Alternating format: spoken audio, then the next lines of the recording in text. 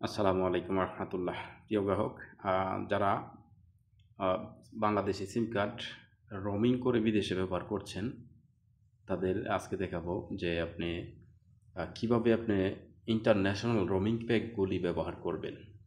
এই জন্য আপনাদের হোম পেজে থাকে, যখন আপনি রবি হোক বা এয়ারটেল হোক, দুটো একই সিস্টেম।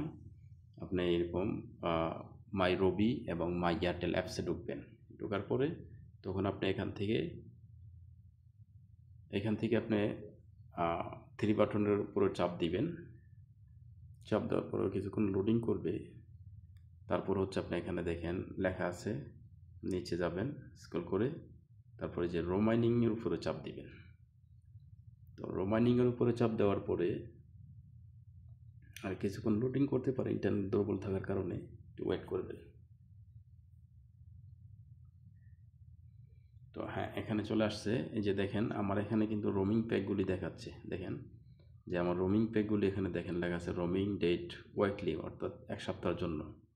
দেখেন 8 জিবি, কোনো মেসেজ নেই, 7 দিনের জন্য $30। তারপরে যে রোমিং কম্বো অফার দেখেন এখানে আছে, কোন কোন কান্ট্রিতে চলবে তাও দেখাচ্ছে তারা। এখানে দেখেন কান্ট্রি দেওয়া আছে। এখানে রোমাইনিং কম্বো অফারের 8 জিবি, 100 মিনিট, 30 SMS, তারপর হচ্ছে 30 ডেজ, অর্থাৎ 30 দিন মেয়াদ।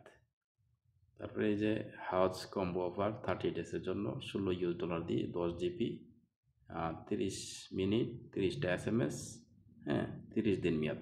এটা হলো সৌদি আরবের জন্য প্রযোজ্য, এটা তারা বললো যেটা। তো হচ্ছে আপনার রোমিং প্যাকটা নিলে হচ্ছে বিদেশে এই প্যাকগুলি আপনারা ব্যবহার করতে পারবেন। এই প্যাকগুলি এখান থেকে আপনি নিজেরটা নিজেই দেখে নিতে পারবেন।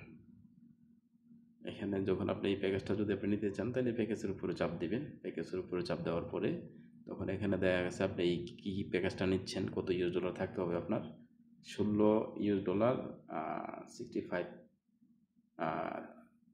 সেন্ট, ঠিক আছে। তো এখান থেকে যখন আপনার $টা যখন ব্যালেন্সে $, থেকে যাবে, তখন আপনি এই যে বাই নাওতে চাপ দিবেন। তখন আপনার এই প্যাকেজটা কিনা হয়ে যাবে। আশা করি বুঝতে পারছেন।